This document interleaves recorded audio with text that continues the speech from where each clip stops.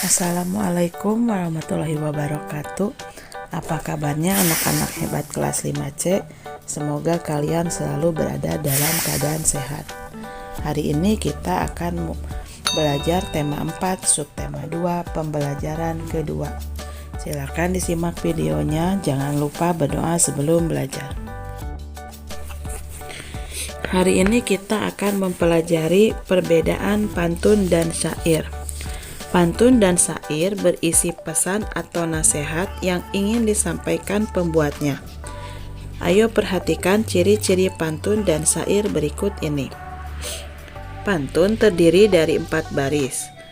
Bersajak A, B, A, B.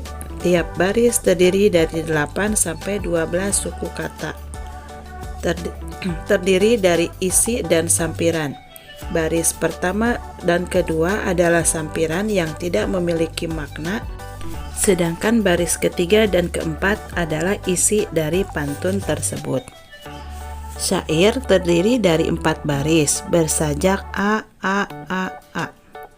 Tiap baris terdiri dari 8 sampai 12 suku kata, dan semua baris pada syair merupakan isi dari syair tersebut.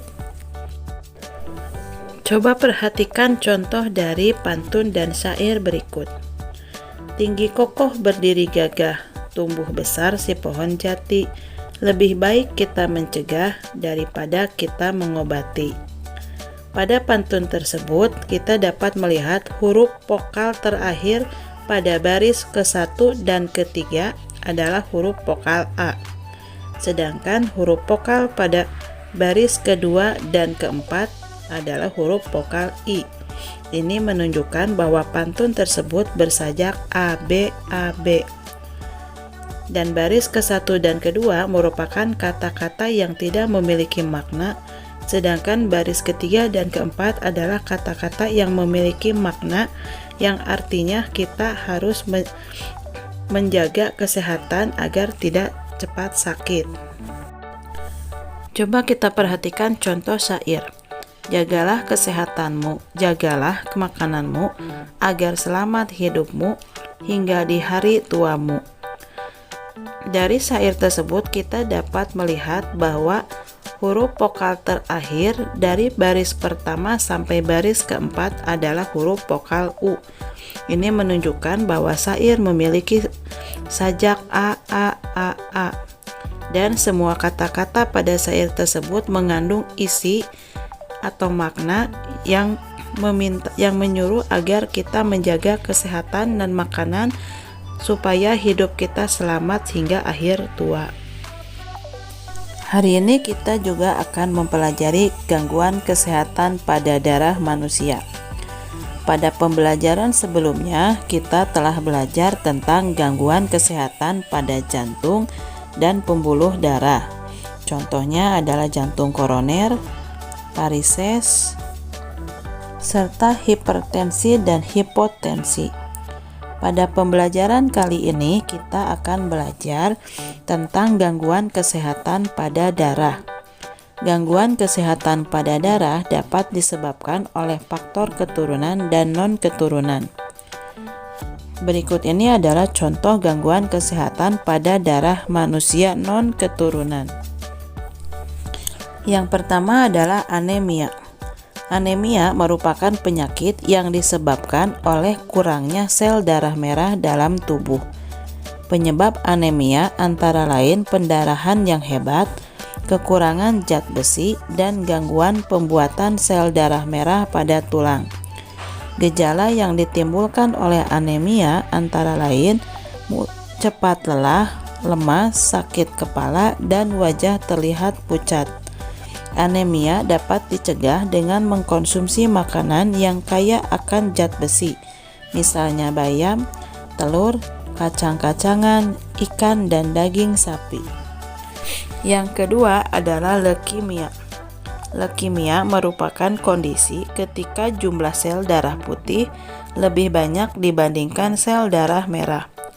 Hal ini disebabkan adanya produksi berlebihan sel darah putih pada sumsum tulang. Akibatnya sel darah putih akan memakan sel darah merah sehingga tubuh menjadi kekurangan sel darah merah. Yang ketiga adalah demam berdarah. Demam berdarah merupakan infeksi virus dengue yang menyerang komponen darah, yaitu trombosit atau keping darah. Jumlah trombosit dan sel darah putih menurun akibat infeksi tersebut. Penderita demam berdarah dapat mengalami pendarahan. Penderita demam berdarah harus segera dibawa ke dokter untuk mendapatkan pengobatan. Gangguan peredaran darah yang bukan disebabkan oleh faktor keturunan dapat dicegah dengan menerapkan pola hidup sehat. Pola hidup sehat tersebut antara lain makan makanan yang bergizi, olahraga teratur, serta cukup tidur dan istirahat.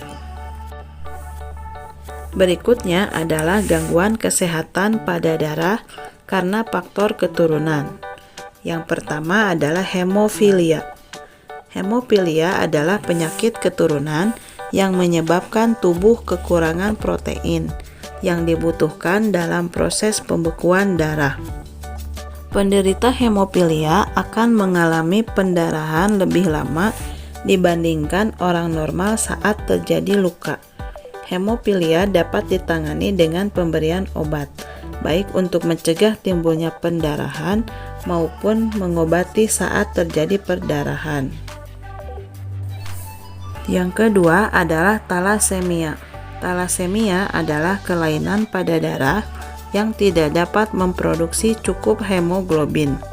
Hemoglobin adalah protein pembentuk sel darah merah yang berguna untuk mengikat oksigen dan membawanya ke seluruh tubuh. Pada penderita talasemia, sel darah merah tidak bisa berfungsi dengan baik dan mudah rusak, sehingga oksigen yang dialirkan ke seluruh tubuh tidak cukup. Gejala penyakit ini antara lain mudah lelah, lemah, hingga sesak napas. Penderita talasemia juga dapat mengalami anemia. Berikut ini adalah gambar nyamuk Aedes aegypti yang menyebabkan penyakit demam berdarah. Penyakit demam berdarah disebabkan oleh virus dengue yang berasal dari nyamuk Aedes aegypti. Properti tata rias dan busana dalam tari kreasi daerah. Sebelumnya kalian sudah mempelajari properti tari. Properti tari merupakan salah satu pelengkap sebuah tari kreasi daerah. Properti yang digunakan dalam tarian menyesuaikan tema tari yang dibawakan. Properti tari berfungsi membantu menegaskan makna dalam tari dan membuat tarian lebih menarik. Selain properti tari, dalam pementasan tari memerlukan tata rias dan busana yang sesuai dengan tema tarian. Tata rias berfungsi memperindah penampilan dan memperjelas tema tarian. Busana dalam tarian juga disesuaikan dengan tema tarian. Busana tari biasanya berwarna mencolok dan berwarna-warni. Berikut ini adalah contoh dari properti kuda lumping pada tari kuda lumping beserta tata rias dan busananya. Properti kipas pada tari legong beserta tata rias dan busananya. Dan properti topeng dan bulu merak pada tari reog beserta tata rias dan busananya. Untuk latihannya, silakan kalian jawab pada buku tugasmu. Sekian materi hari ini, sampai bertemu lagi pada materi berikutnya. Wassalamualaikum warahmatullahi wabarakatuh.